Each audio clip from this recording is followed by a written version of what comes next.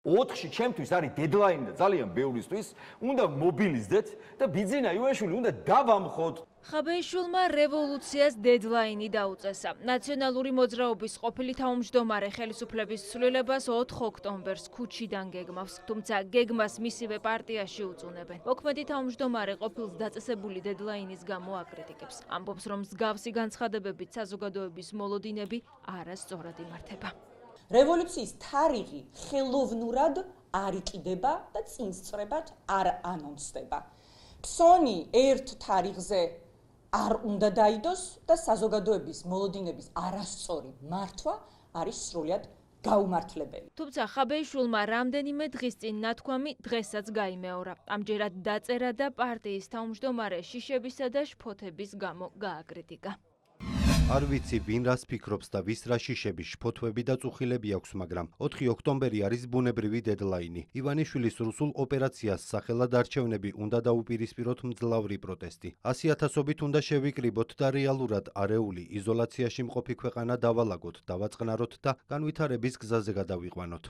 მალევე ამ პოსტით მეგობარი პარტიიდან უპასუხეს. ლევან ხაბეიშვილი გვარამიას გაერთიანებიდან ელენე ხოშტარიამაც გააკრიტიკა.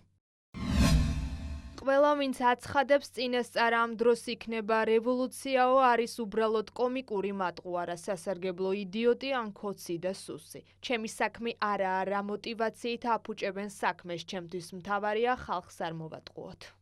ნაციონალურ მოძრაობაში ახლა მხოლოდ თარიღებზე კამათობენ, რაც მმართველი გუნდისთვის მიზანს არ ცვლის. პარლამენტის თავმჯდომარის განცხადებით, შიდა პარტიულ დაპირისპირებაშიც კი ნათლად გამოჩნდა, რომ სააკაშვილის პარტიაში ყველას მიზანი არეულობა, რევოლუცია და ხელისუფლების ძალადობრივი მეთოდით შეცვლა.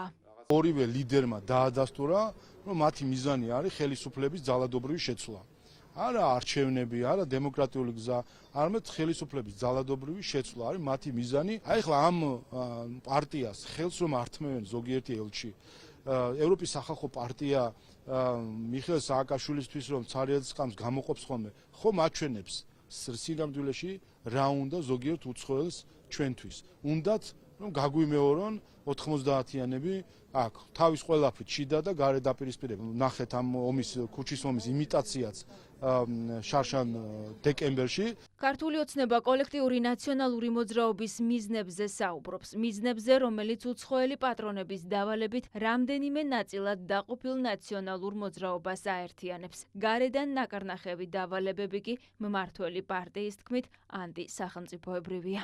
ნაციონალურ მოძრაობაში ეს იქნება 5 ნომრის ქვეშ გაერთიანებული 4-ის, 9-ის თუ 25-ის ადამიანები რომ ვერიდანან ერთმანეთს საზოგადოება ძალიან კარგად იცის. მაგრამ თავარია რის გარშემო ერთიანდებიან ზუსტადაც რომ საქართველოს ინტერესების საწინააღმდეგოდ, იმიტომ რომ ჩვეულებრივი აგენტურის წარმომადგენლები არიან, მიიღებენ დავალებას და გააკეთებენ იმას, ან შესაძლებია რომ გააკეთონ ის, რაც იქნება დავალება. იმის შემდეგ რაც ჩვენმა პრემიერ-მინისტრმა გაასაჭიროა, ბუნებრივია ხაბეიშვილს უკვე აღარ ენდობიან თავის გუნდში.